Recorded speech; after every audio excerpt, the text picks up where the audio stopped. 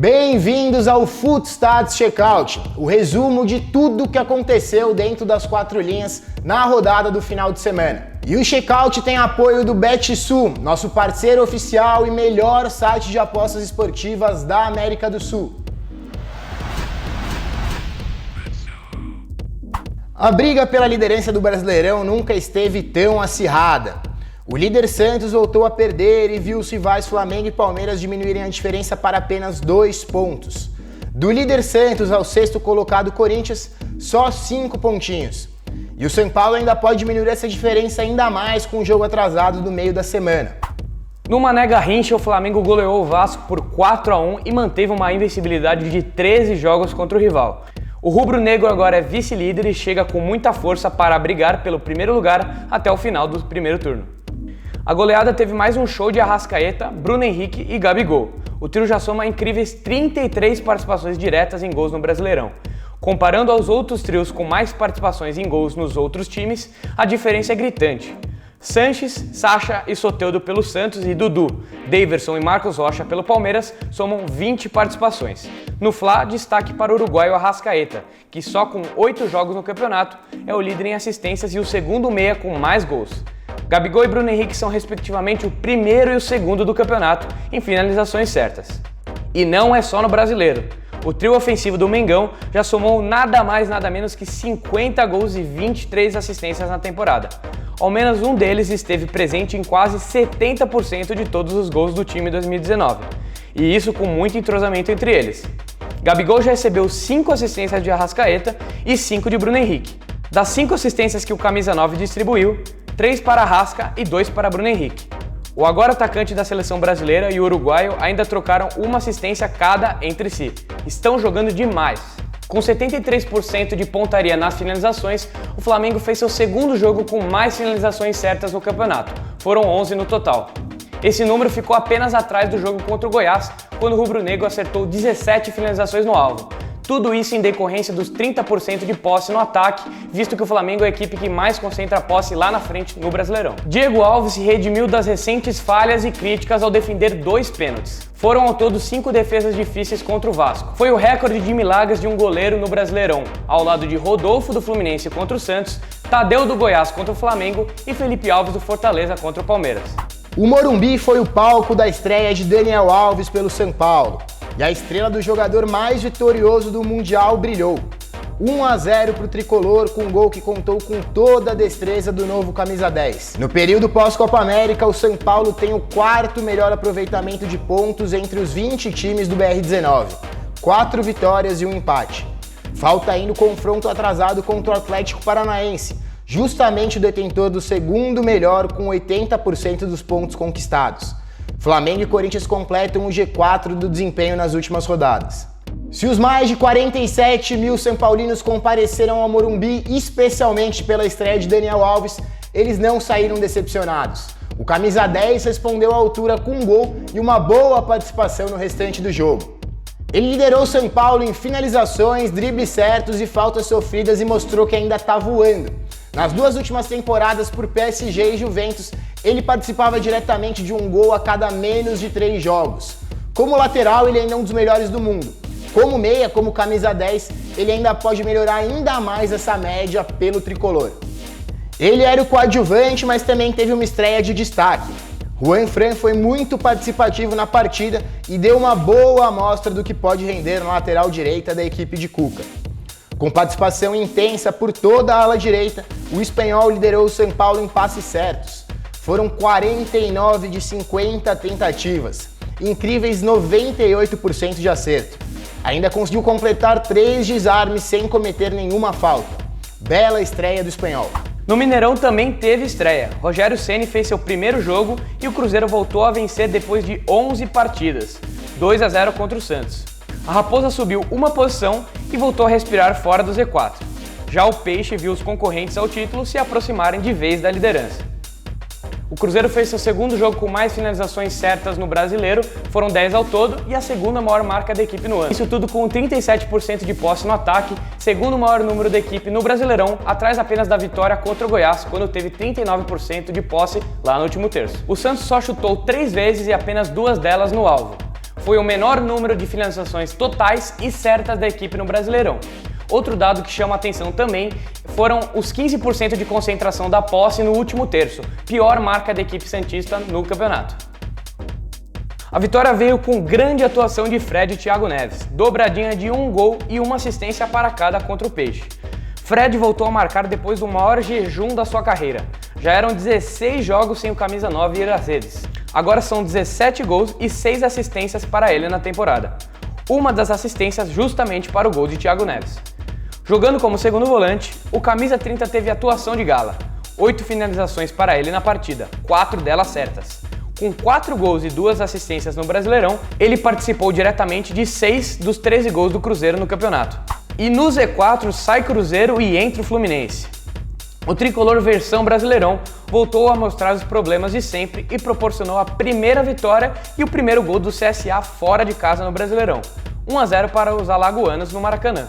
Os resultados do ex-time de Fernando Diniz estão péssimos no Brasileirão, mas não dá para deixar de falar do volume ofensivo da equipe. Contra o CSA foram 32 finalizações, maior número registrado desde o Brasileiro 2012, quando o Bahia acertou 32 finalizações em uma só partida. Em 2019, o Fluminense tem a maior média de finalizações, passes trocados e passes certos no Brasileirão. O time apresenta grandes problemas, mas culpar apenas o trabalho de Fernando Diniz e esquecer das limitações da equipe, que, além disso, perdeu Luciano e Everaldo durante a temporada, não é o mais apropriado. O grande e principal problema do Fluminense segue sendo a fragilidade defensiva.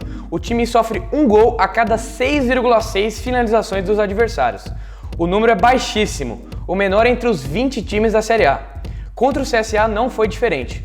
O adversário chutou 5 vezes no total, uma delas entrou. Chapecoense, Grêmio e Avaí são os donos das outras 3 piores eficiências defensivas. A esperança agora se volta para a Sul-Americana, onde o Flu tem ótimo desempenho e enfrenta o Corinthians pelo jogo de ida das quartas de final nesta quinta-feira. Analisamos as diferenças do desempenho do time de Fernando Diniz em um vídeo muito bacana com a presença de Ubiratã Leal. Não deixe de assistir, o link vai estar aqui no card e na descrição do vídeo. Na Arena, o Corinthians teve uma das suas melhores, se não a melhor atuação no Brasileirão. 2-0 contra o Botafogo e um estilo de jogo que vai dando a cara do novo Corinthians de Carille. O Corinthians conseguiu concentrar uma boa parte da sua posse de bola lá no ataque, com muita triangulação, passes rápidos e uma verticalidade que não é comum no time do Carille. Contra o Botafogo, o Timão conseguiu finalizar uma vez a cada 20 passes realizados. Foi a menor marca do Timão no BR, quase metade da sua própria média no campeonato. Antes da 15ª rodada, o Corinthians precisava de 39 passes para conseguir uma finalização, a 4ª menor verticalidade entre os 20 times do Brasileirão. O Timão é quem mais aumentou o seu desempenho no índice Footstats no período pós-Copa América. A média de quase 40 pontos mais do que dobrou para 81, muito em função da evolução ofensiva da equipe de Carille. A média de gols feitos subiu de 0,88 para 1,43. Nada mais justo para uma equipe que aumentou em mais de 80% o seu número de finalizações e consegue ser 40% mais vertical comparado ao pré-Copa América. O grande fator de desequilíbrio do Timão atende pelo nome de Pedrinho. O jovem deixou de ser promessa para virar o principal jogador da equipe e um dos grandes destaques do campeonato. Ele tem a maior média de dribles por jogo e é o segundo no geral entre todos os jogadores do Brasileirão. É ainda o 10º que mais acertou o alvo com 13 finalizações, o primeiro do Corinthians, 4º meia que mais fez gols e o 3º melhor da posição no índice Footstats. A gente fez uma análise especial do ano do Pedrinho e você pode conferir aqui no card ou na descrição do vídeo. A Arena do Grêmio recebeu o primeiro de uma série de 3 confrontos entre Grêmio e Palmeiras. Com times mistos, os rivais das quartas da Libertadores empataram em 1-1 pelo Brasileirão. O Verdão chegou ao seu 6º jogo seguido sem vencer no BR e perdeu a vice-liderança para o Flamengo. O Palmeiras igualou a sequência do final do Brasileirão de 2015, quando também ficou 6 jogos sem vencer. No período pós-Copa América, o Verdão tem o 4º pior desempenho do campeonato e caiu de 1º para 3º lugar na tabela de classificação. No período de 33 jogos de invencibilidade no Brasileiro, o Palmeiras praticamente não sabia o que era perder e ficava atrás do placar só 5% do tempo. Agora, nesses últimos 6 jogos sem vencer, a situação mudou completamente. 31% do tempo atrás do placar e só 26% do tempo ganhando. Voando nas Copas, o Grêmio continua com desempenho bem aquém do esperado no Campeonato Brasileiro. O gol improvável de David Braz garantiu 1 ponto e uma posição a mais na tabela. Mas ainda assim, o tricolor é apenas o 13º na classificação. Disparada, pior colocação da equipe após 15 rodadas desde o Brasileirão 2012. Em 5 dos 8 campeonatos disputados, o Grêmio ocupava a vaga no G4 nesse período. A pior posição tinha sido o 8º em 2014. Em 2011, o time era o 15º colocado. O time de Renato Portaluppi precisa reagir urgentemente no BR-19. No Castelão, o Fortaleza teve a estreia de Zé Ricardo como treinador, mas viu o Internacional levar a melhor com o time reserva em uma raríssima vitória fora de casa no Brasileirão. 1-0 para o Colorado. Zé Ricardo estreou mostrando que o Fortaleza vai gostar da bola sob seu comando. O time teve seu segundo maior número de troca de passes no Brasileirão. Foram 461 passes convertidos em 15 finalizações, também o segundo maior número da equipe no Brasileirão. A pontaria de 26% foi a menor do time nos 15 jogos disputados até então, mas das 4 finalizações que acertaram o alvo, 3 obrigaram o goleiro Danilo Fernandes a fazer defesas difíceis. Se não fosse pelo ótimo jogo do goleiro colorado, o resultado poderia ter sido diferente. Com os milagres de Danilo Fernandes e o gol solitário de Wellington Silva, o Colorado conseguiu a sua primeira vitória como visitante no campeonato. Mesmo com os 3 pontos somados, o Inter de Odair Hellmann tem a 5ª pior campanha do Brasileirão jogando fora de casa. Só Avaí, Cruzeiro, Chapecoense e Fluminense apresentaram desempenhos piores até a 15ª rodada. Na Arena Condá, Everaldo voltou a decidir para a Chapecoense. Em gol de pênalti, o atacante deu a vitória para a Chape no clássico contra o Avaí, que segue sem vencer no Brasileirão após 15 rodadas. Agora vice-artilheiro isolado do Brasileirão, Everaldo chegou ao seu 8º gol no campeonato. 7 deles foram na Arena Condá. Ele ainda se isolou como o maior finalizador do campeonato com 43 chutes realizados. Jogando em Chapecó, ele acertou 14 das suas 20 finalizações. Literalmente, ele se sente em casa na Arena Condá. Somando finalizações e assistências para a finalização, Everaldo é responsável por 32% do volume total criado pela Chape. É a maior porcentagem entre todos os jogadores do Brasileirão. Fundamental para a Chapecoense.